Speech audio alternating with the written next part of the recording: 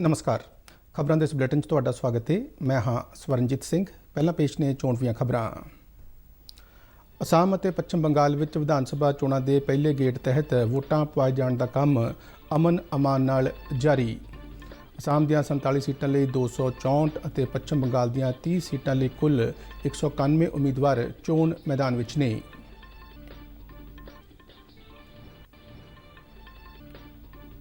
बंगलादेश फेरी के अज दूजे दिन प्रधानमंत्री नरेंद्र मोदी अपनी हमओहदा शेख हसीना नाल मुलाकात करनगे।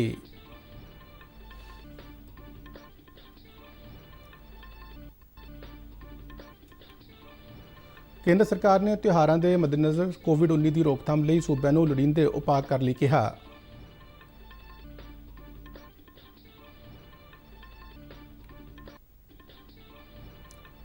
देश भर में हुण तक 5 करोड़ 81 लाख तो वध लाभपात्रियों का कोविड टीकाकरण किया जा चुका है।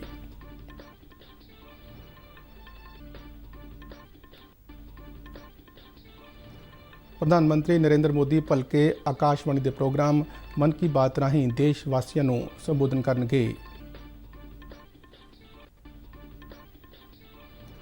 मुख्यमंत्री कैप्टन अमरिंदर सिंह ने सुप्रीम कोर्ट के साबका जज SS निज्जर के देहांत ते दुख प्रगट किया।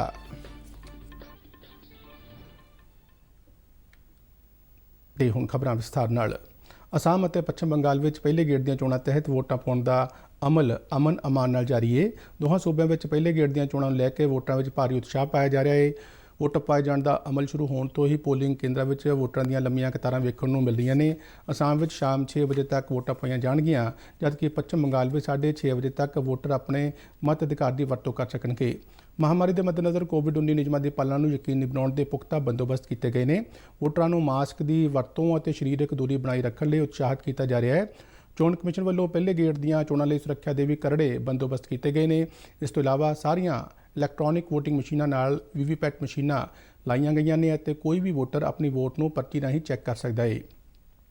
चोण कमिशन मुताबिक कोविड-19 महामारी के मद्देनज़र एक पोलिंग स्टेशन ते पहलां तो निर्धारित 1500 वोटरां की थां वध तो वध 1000 वोटर रखण की आग्या दी गई सी। इस तो इलावा दिव्यांगां ते 80 साल तो वध उम्र वाले वोटरां की तरह ही अजिहे वोटर जो कोविड-19 लई पॉजिटिव पाए गए होण जां अधिकारित अथॉरिटी वालों उन्हां नूं कोविड लई शक्की लाया गया होवे, उन्हां नूं भी डाक राहीं वोट पाउण दी सहूलत दी गई है। घरां जां हस्पतालों में क्वारंटीन कर रहे लोग भी डाक राही वोट पा सकणगे। कोविड दिशा निर्देशों अनुसार सारे ही पोलिंग स्टेशनों पर सैनिटाइजेशन लाजमी की गई है। पोलिंग बूथों पर आने वाले वोटरों के दाखिले समय थर्मल स्कैनिंग करवाने के इंतजाम किए गए हैं। जे किसी वोटर का तापमान पहली रीडिंग से ज़्यादा दर्ज होता है तो उसनों दोबारा चैक किया जाएगा, तो जे तापमान फिर उन्ना ही आता है तो वोटर को टोकन दे के अंतिम 1 घंटे दौरान वोट करन आउण लई कहा जाएगा। चोण कमिशन ने खब्बे पक्की अतवाद प्रभावित इलाकों को छड्ड के सारे ही हल्कों में वोट पाने समय में 1 घंटे का वाधा किया है। असम में 47 विधान सभा सीटां ते 264 और पश्चिम बंगाल में 30 सीटां ते 191 उम्मीदवार चोण मैदान में ने। प्रधानमंत्री नरेंद्र मोदी ने असम और पश्चिम बंगाल के वोटरों को वध चढ़ के अपने मत अधिकार की वरतों करने की अपील की है। उन्होंने नौजवान वोटरों को विशेष तौर पर उत्साह दिखाने लई कहा है। प्रधानमंत्री नरेंद्र मोदी बांग्लादेश फेरी के अज दूजे दिन अपनी हमओहदा शेख हसीना नाल मीटिंग करनगे। इस मीटिंग में दोहां मुल्कों विचाले ਵੱਖ-ਵੱਖ खेत्रों में संबंधों को वधेरे मजबूत किए जाने पर चर्चा की जाएगी। इस दौरान प्रधानमंत्री ने बांग्लादेश की आज़ादी के महानायक शेख मुजीबुर रहमान की जन्मभूमि तुंगीपाड़ा पहुँच के उन्होंने श्रद्धांजलि भेंट की। बांग्लादेश फेरी के दूजे दिन प्रधानमंत्री मोदी जोशेश्वरी काली मंदिर विखे नतमस्तक भी होए। प्रधानमंत्री उराकंडी में मटुआ भाईचारे को भी संबोधन करनगे। केंद्र सरकार ने आने वाले त्योहारों के मद्देनज़र कोविड-19 की रोकथाम लई सूबे नूं सारे लोड़ींदे उपाय करने लई कहा है।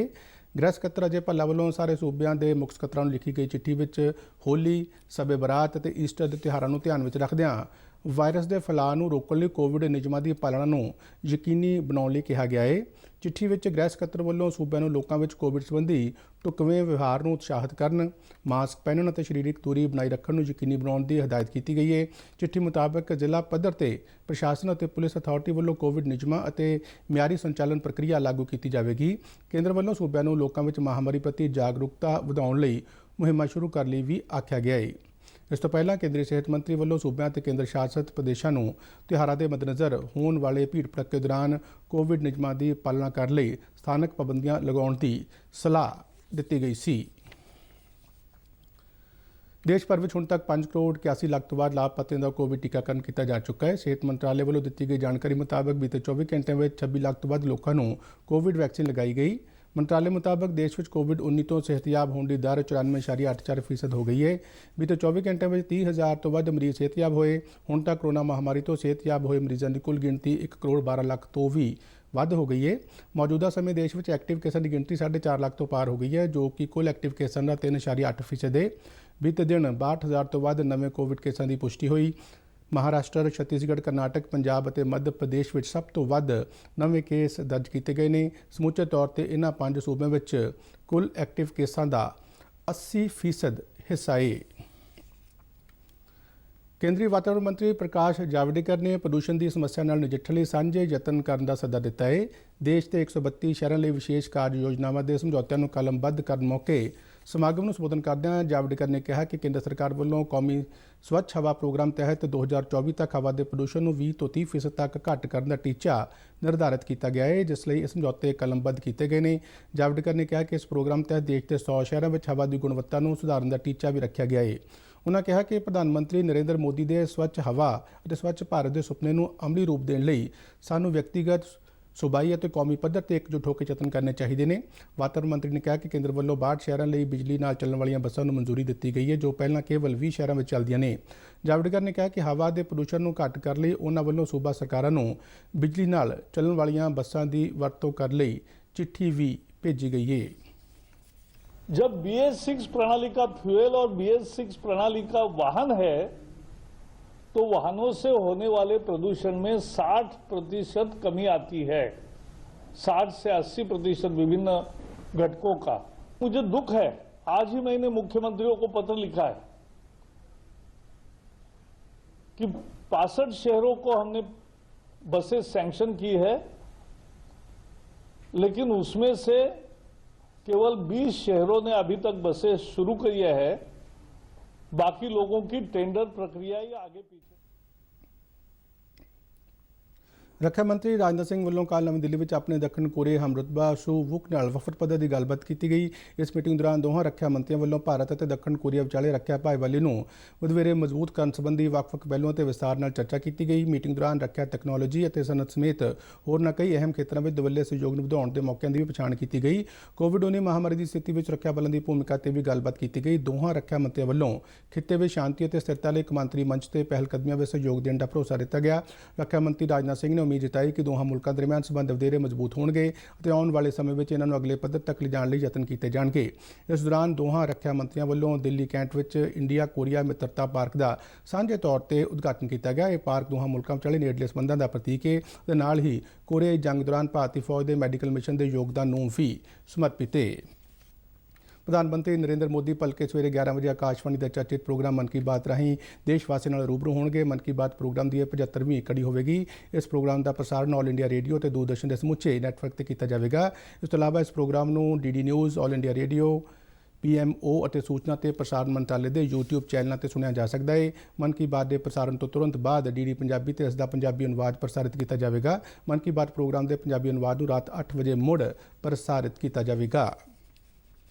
कौमी मनुखी अधिकार कमिशन ने महिलाओं खिलाफ अपराधों के वाधे मामलों संबंधी राजस्थान सरकार को नोटिस जारी किया है। कमिशन वालों राजस्थान के मुख्य सकत्तर और पुलिस मुखी को नोटिस दी कापियां भेजिया गई ने। मनुखी अधिकार कमिशन मुताबक राजस्थान में पिछले समय दौरान महिलाओं खिलाफ अपराधों में भारी वाधा दर्ज किया गया है। पिछले 1 साल दौरान अजिहे मामलों में 80,000 तो वध केस दर्ज किए गए हैं। कमिशन ने अजिहे मामलों में मनुखी अधिकारों के घाण को गंभीरता नाल लिया है। कमिशन ने नोटिस में सूबे में अजिहे मामलों में कमी लियाउण लई ढुकवें कदम चुकण लई आख्या है। कमिशन ने कहा कि औरतों के अधिकारों की राखी करनी और उन्होंने खिलाफ अपराधों में दोषियों को बनती सज़ा दिवानी सूबा सरकार की जिम्मेवारी है। कौमी मनुखी अधिकार कमिशन ने राजस्थान के मुख्य सकत्तर और पुलिस मुखी को कुल 94 मामले में जांच पड़ताल करने और की गई कार्रवाई की रिपोर्ट 4 हफ्तों में कमिशन को जमा करवाने की हदायत की है। मुख्यमंत्री कैप्टन अमरिंदर सिंह ने सुप्रीम कोर्ट के साबका जज SS निज्जर के देहांत से डूंगा दुख प्रगट किया है। अपने सोग सुनेहे में मुख्यमंत्री ने कहा कि जस्टिस निज्जर कानून के खेत्र में एक प्रसिद्ध शख्सियत और एक योग प्रशासक सन और इस तो उपर वो समझ बूझ वाले इंसान सन। मुख्यमंत्री ने कहा कि उन्होंने देहांत नाल कानूनी खेत्र में जो खलाव पैदा होया है वो नेड़ले भविष्य पूरा नहीं हो सकता। जस्टिस निज्जर का 71 वर्ष की उम्र में कल दिल का दौरा पैण कारण PGI चंडीगढ़ विखे देहांत हो गया सी। इस दे नाल ही खबरों का यह बुलेटिन खत्म होंदा है। आग्या दिओ, धन्यवाद।